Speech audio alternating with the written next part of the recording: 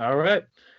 All you sports fans out there, and welcome to the Hot Seat Sports Talk, the Revival Show, episode 3, where we're joined by Mr. Darien Harris again for the third time.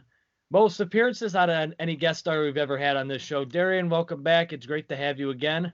Great to see Yeah, you. thanks, guys. Appreciate you having me back. I'm glad to be back again. All right, let's get started then. Since we know you're on a time constraint, we're going to try to get you here as quick as possible while getting most knowledge out of you. For So, sure.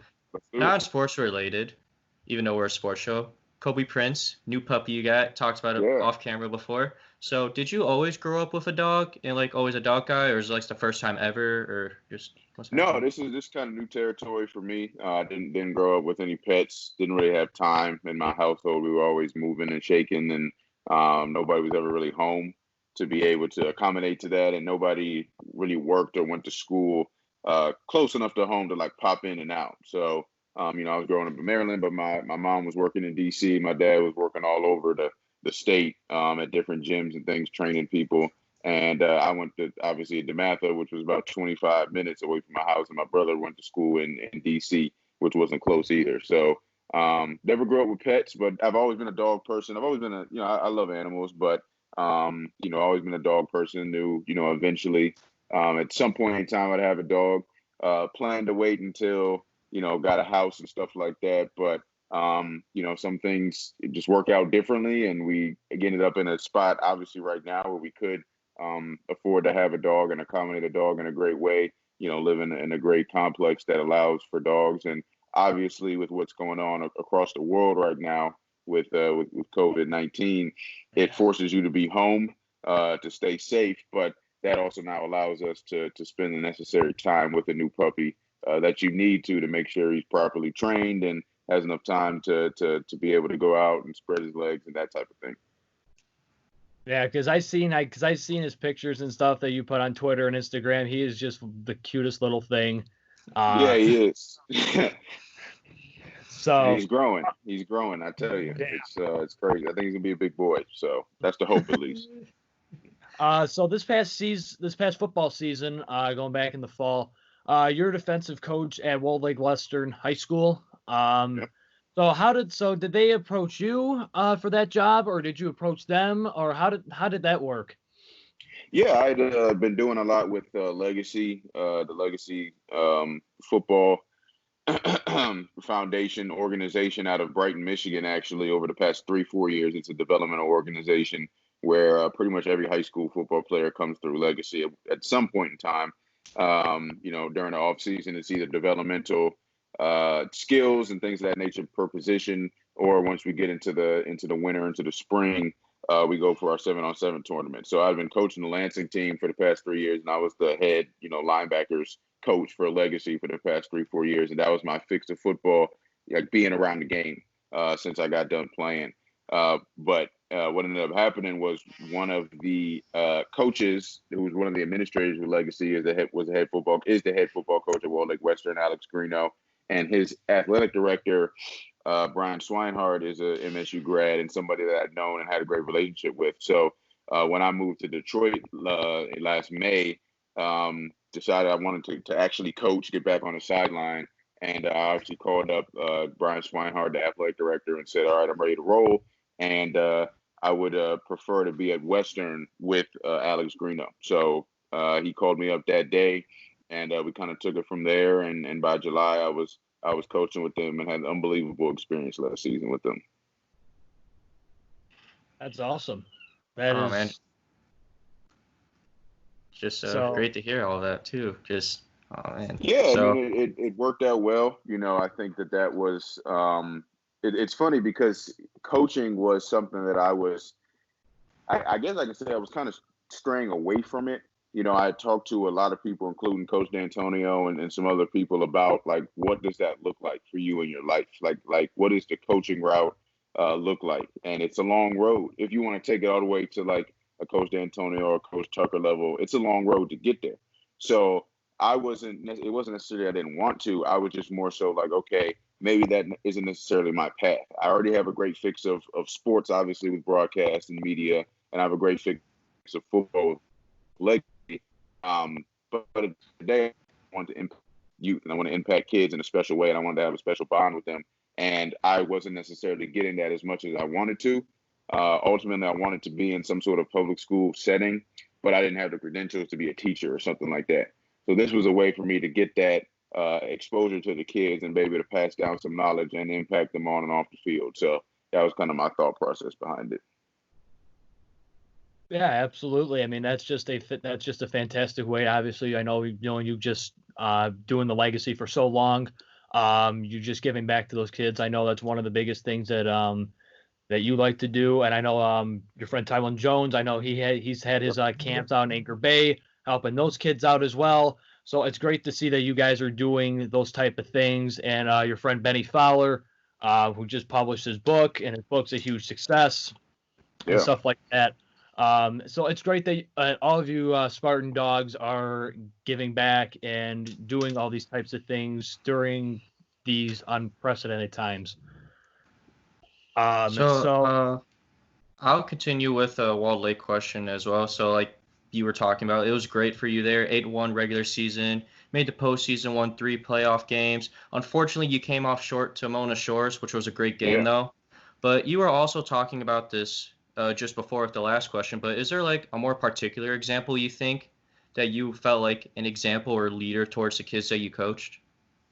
Yeah, for sure. I mean, I look at our middle linebacker from this past year, Brandon Canfield, and if you take where he was maybe last season as a guy who didn't even step on the field, didn't even play as a junior, to being our senior captain this year at linebacker, ending the season with 123 tackles and breaking the single season record at Walled Lake Western for tackles in the season, and just how he grew as a leader and as a player and understanding the game. That's what I wanted to get out of the experience. It's not about me. I've already been there, done that. I played. I had great times playing. I did everything I wanted to do in terms of my football career. Now it was like, okay, how can I figure out a way to present the information that I know to these kids in the best possible way? And the thing about coaching, and particularly coaching in high school, is you got to coach everybody differently. And I think that sometimes that's probably the hardest thing for people to understand. That's why, somebody like Magic Johnson maybe didn't make the best coach, or maybe Michael Jordan won't make the best coach, or isn't having as much success as a general manager or team president, because he views everybody as, why can't you just do what I did? Well, everybody doesn't have that skill set. Everybody doesn't have that natural ability. So how I tried to approach it was say, okay, how can I maximize these kids' potential in the best way possible? How can I get them to play the best of their ability? Not the best of the ability that I want them to have, the best of the ability that they actually do have. And what I was able to do with a kid like Canfield was take what he had, which was a love for the game of football and a natural born leader mindset and mentality, and say, okay, here's what you can do. You know the game, you understand the game, you know what to do. I just think you're overthinking certain things. How about we slow things down? How about we just we almost dumb some things back? Not to say that you don't understand what to do. It's just your mind's racing. So how about we slow some things down, and I just want you to focus on this one thing and do that extremely well. And once he understood that and that clicked, now he could play a lot faster. And then once you're playing better, now you can lead your teammates a lot better. And so that was just kind of the impact I wanted to have in that regard. And so it was great to have that with the kids that weren't the quote unquote stars, but turned into stars. And then it was great to also, on the other hand, have relationships with some of the kids that already were stars. And it was, okay, now how do I teach this kid how to really believe he's the best player on the field? Because that's a mentality you have to have, especially as one of the best. If you are one of the best players on the team, now you actually have to believe it and you have to show it. So it was just having those types of relationships with the players, which I did and forged. And if it wasn't for this new opportunity that popped up to me, I was looking forward to going into next season ready to rock and roll and going for a state title. Yeah, I mean, exactly. Like, I remember you, Darien, you visited my alma mater, our football club a few years back. Talked to our team and stuff. And you saw how our guys were working and stuff like that. It's different how every player works, especially with your team, your school. It's a bigger school than mine. And mine was. So working with all these different types of kids at their different levels is, you got to work specifically on how they each work, their tactics, and how they work, and get them to the best player that they can possibly be. So that's major kudos to you, and that was something that's great. I mean, that's just fantastic. And you just led us right into our next thing. So Brian, take it away. So I'm glad I got this question, being a MSU student at the time. So you are now the Director of Player Engagement for the football team at Michigan State. So can you just tell us how that came to be, basically? Did they reach out to you, and just what was the entire process like? Yeah, it was a surreal process. It was one that really taught me a lot of lessons about how college athletics works. And I think that, as you two ascend in your media endeavors and continue to learn how, these colleges and professional organizations work, things move quickly. So, when you're getting into, again, when you're getting into learning how media works and learning how, for example, in college, like recruiting works and coaching switches and coaching changes, you're going to realize, like I said, things move quickly. And this is one of those instances where, I knew that no matter who was hired as the coach, I was going to reach out in some kind of way and see if there was an opportunity for me to come back. And when Coach Tucker was able to get the position, I reached out pretty much immediately into the athletic department and pretty much gave my, I guess I'd say, cover letter kind of over the phone, over text message, and really within 24 hours, I was meeting with Coach Tucker and signing hiring papers. So that's how fast things move. It's not something that was in the works for months. It was something as simple as, okay, Coach Tucker's new, he's in, he's ready to rock and roll. He needs a staff, and the staff's going to be hired in the next week. And that's exactly what happened. Everybody was hired sequentially within a week, because you don't have time to be waiting months to hire people in, because you got a football team waiting for you, and you got to get rocking and rolling. And obviously, before all of this stuff hit around the world, we were in the middle of winter workouts, and we were about to jump right into spring ball. So you got to have your positions in place. So that's how fast things happen. And I was fortunate and blessed that it worked out in my favor in that way. And it's a dream come true. It's still a dream come true. Still kind of surreal, even though I'm still fully, now fully vested in the job. But it's been great so far.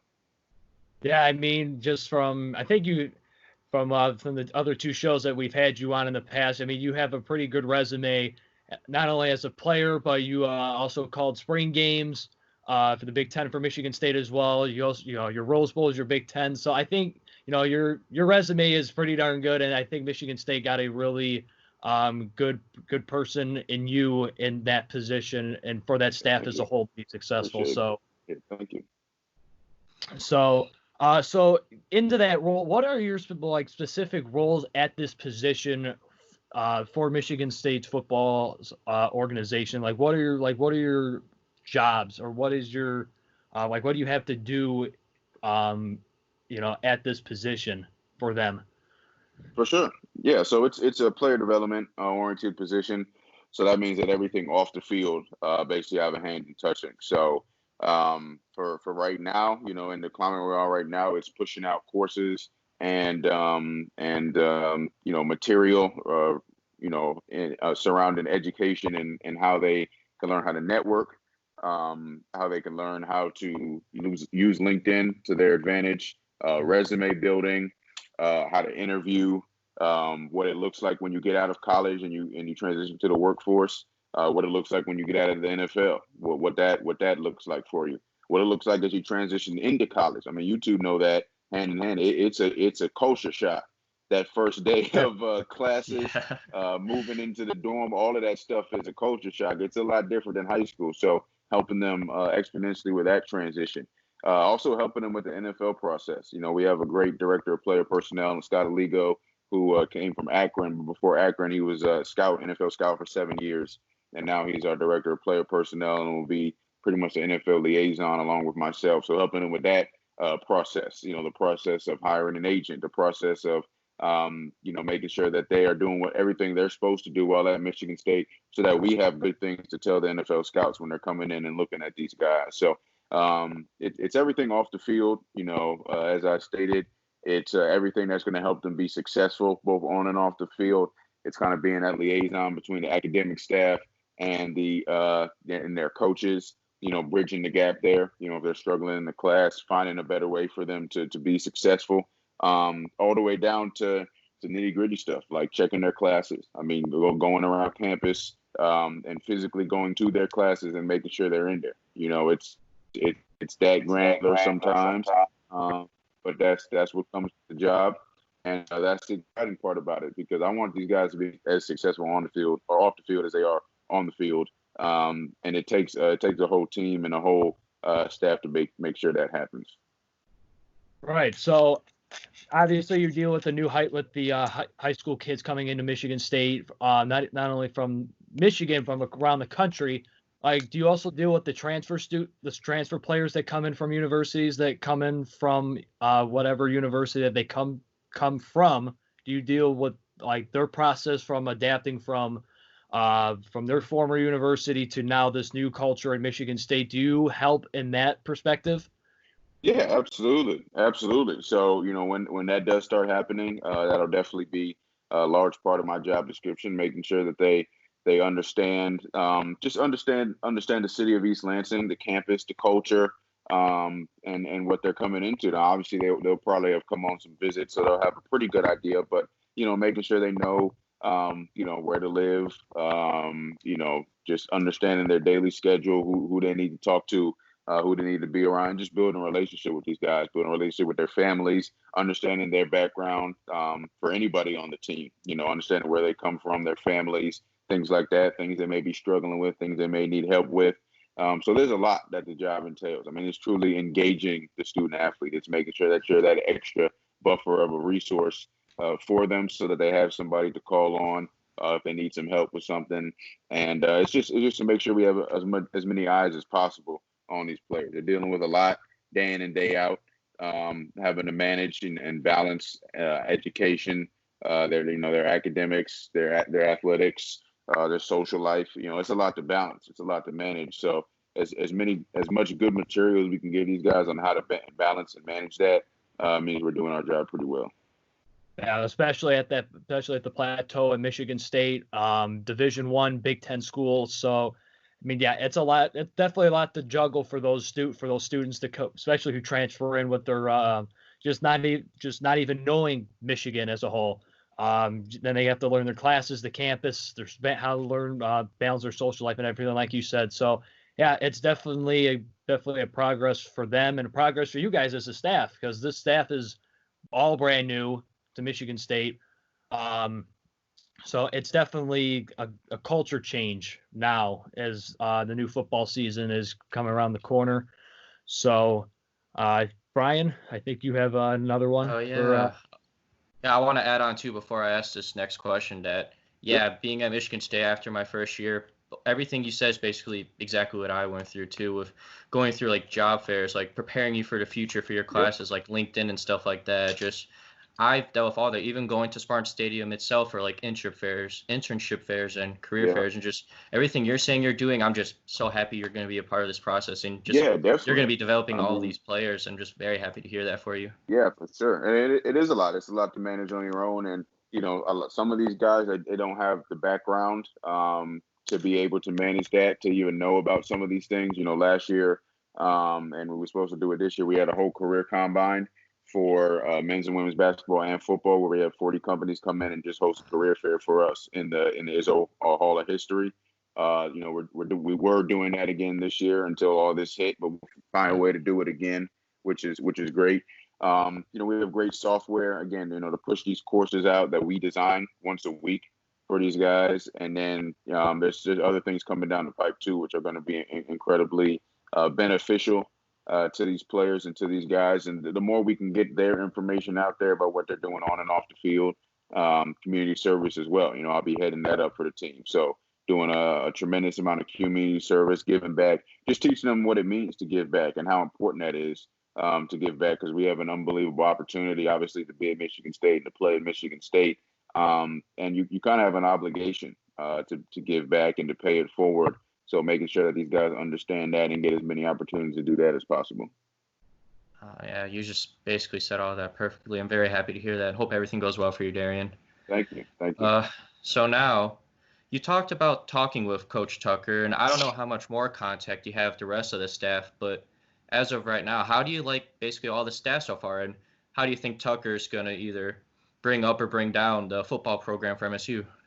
Yeah, I think the staff is great. I think that what's at least partially beneficial, especially during this time, is kind of twofold. One, we did have at least a few weeks to spend together, and obviously with the defensive staff kind of being the same, with Tress, Coach Burton, and having HB back, I know those guys extremely well. So that's the easy part for me. I mean, those guys are the best in the business, and I was glad to see them back.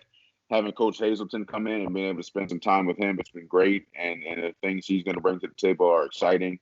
And I can't wait to watch what happens there. I mean, I have no obligation to be in any defensive meetings, but I'm in all of them because I got to know what's going on. I mean, his energy and the fire and the passion he brings is as exciting as it gets. And then I've had time to spend with the offensive staff.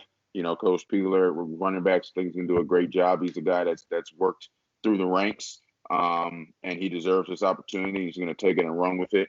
Obviously, Coach Hawkins, Courtney Hawkins, is Spartan through and through. If you got a 9-year NFL vet coming back to coach, that kind of speaks for itself. But beyond that, what he did at Flint Beecher has been tremendous. To be an AD and a head coach and have to balance and manage all of that. I mean, when you're that at the high school level, that means you do everything. So you do everything from obviously coaching the team to cleaning the locker room. So he's got that work ethic and that background and that mentality that he's going to bring to the table, which is going to be great.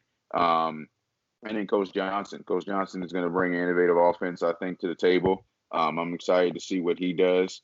And Coach Cap with the O-line. I mean, he's a big get for us, a master recruiter and a master with the offensive line. So I've had a great chance to spend, time with all these guys. And right now, while we're in the middle of, recruiting season and things like that, there's constant communication between everybody on the staff. So, whether it's talking to Coach Johnson this morning, or having Coach Spiegler call me yesterday, like it's constant communication, which is really good. And then, got to mention Coach Ells as well, coming in and bringing a new face to special teams and stuff like that. He's all over that. So Coach Tucker's assembled a great staff. These guys believe in Coach Tucker. I believe in Coach Tucker. Trust him. I trust him. He's done a great job with not just managing the staff, but managing us during this time. That's unprecedented, especially as a new staff. When we were supposed to have spring ball, everything's managed as well as possible. We have Zoom meetings every day. The players are still getting their unit and individual meetings through Zoom, which is great.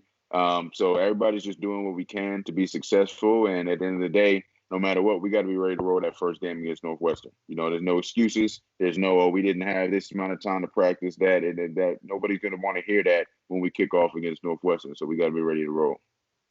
Yeah, I mean, it's just, most of this time in the spring, especially for new staffs in college football or professional football, they use this time just to get to know each other, get the game plan assembled, get the players, on board with this game plan.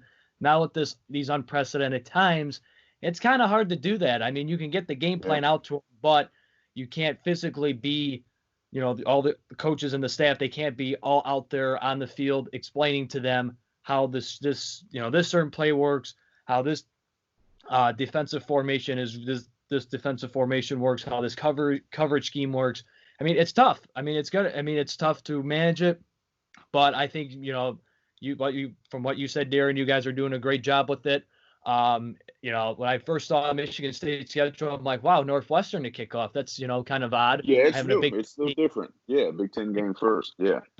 Yeah, I mean, a Big Ten team to kick off first, and then you have your a few non-conference games, and then you have the rest of the Big Ten. Having Michigan, Ohio State, all those fun teams. Brian can especially tell you that for sure. But recently on Twitter, this is probably one of the last questions because I know you're crunched for time here.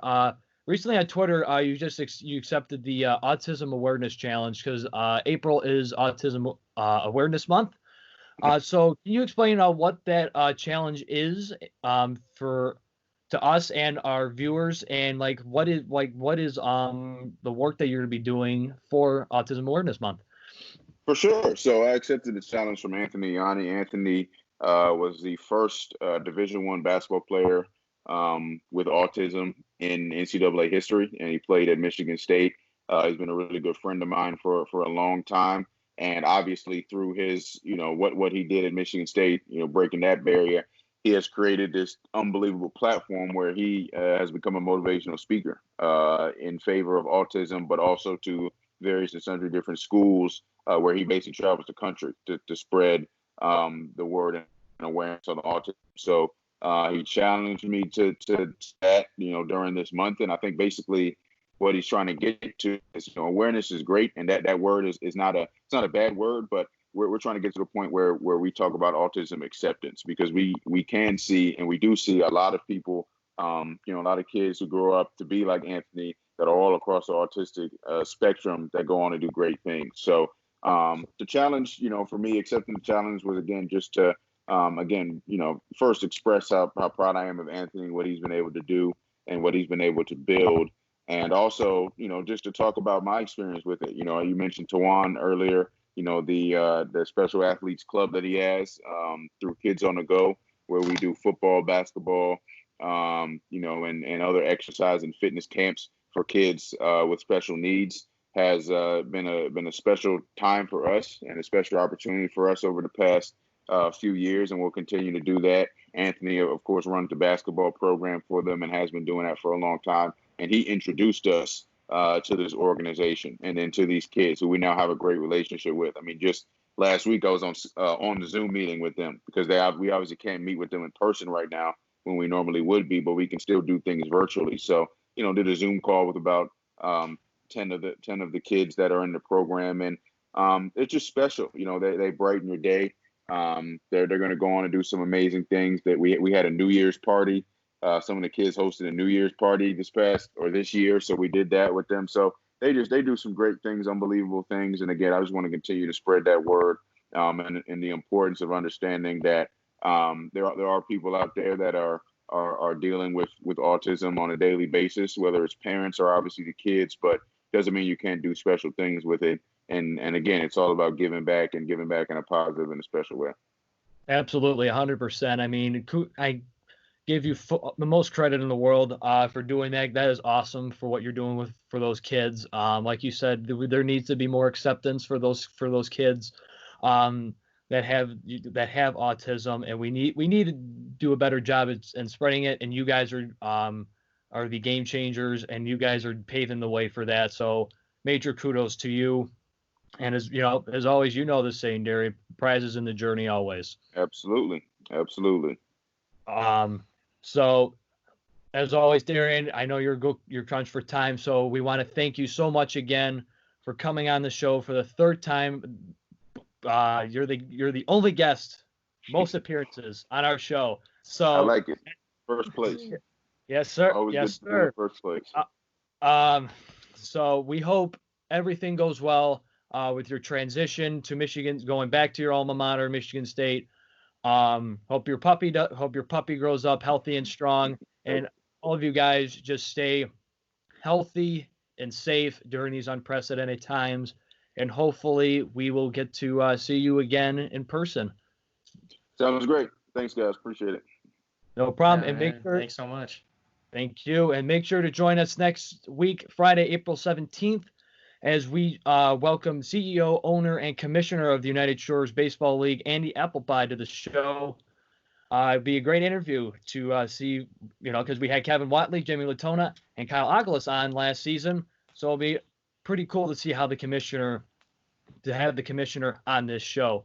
So Darien, thank you so much again. Go green, go white. Prizes in the journey as always. Sure. Thanks, guys. Go green. Thanks so much, Darien. As always, keep it fresh.